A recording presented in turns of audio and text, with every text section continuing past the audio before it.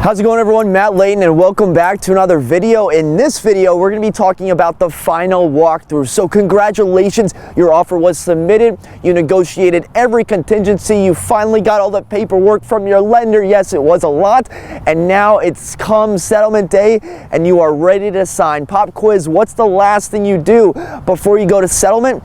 No, it's not throw a raging party the night before and never see your security deposit again. Though if you do throw that party, be sure to give me a call. No, the last thing you do is to do a final walkthrough at the property that you are about to purchase. That's what we're going to be talking about in today's video. I'm here in Lacey Woods Park in North Arlington. It's a little bit colder, but usually this basketball court is filled up, the playground is filled up, and there would be more than one or two dogs running behind me, even though I don't know if dogs are allowed. So the final walkthrough, what is it, when should you do it, and why is it important? What is it? It is the final inspection of the property that is done before settlement to make sure that the property is in the same condition as when the home inspection was done or the date of the offer. Especially it's important if you have gone ahead and negotiated the home inspection contingency and have had repairs done. When is that final walkthrough done?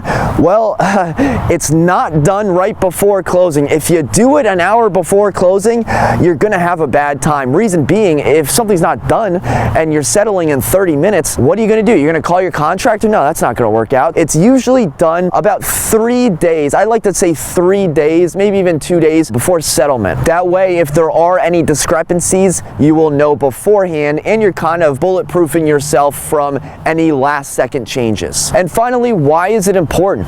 Well, it's important because a lot of times you might have 5 or 10 things if you're the buyer or seller that either one, you need a remedy, or two, if you're the purchaser, you need to have fixed. So that's why we do it beforehand. In addition, as a purchaser, be sure you're getting those receipts for the work done. If you don't have any contingencies or you didn't get any work done or anything like that, final walkthrough is pretty much 10 minutes out of your life, but maybe you just go through the motions and do it anyways. So do it 3 days before, get the receipts. You should be in the clear. One thing that could happen is with the seller moving out, the tenant moving out, and the electricity bill switching over, sometimes you might do the final walkthrough with no electricity. That's never a good thing, but if the seller was literally living there a day before and you had done your home inspection 3 weeks before that, there's a good chance that the appliances are still working. I wouldn't get too caught up on if the refrigerator's not plugged in or if the stove isn't plugged in as well. I wouldn't focus on that.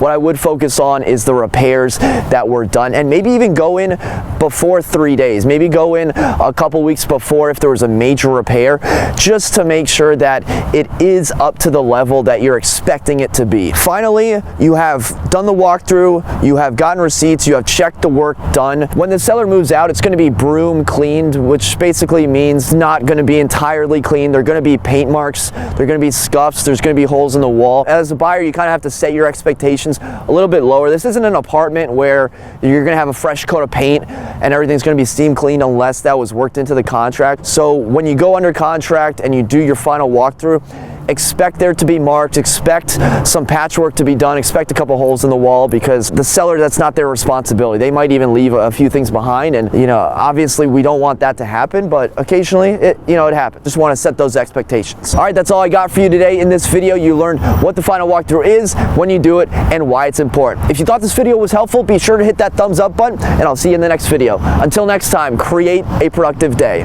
Take care.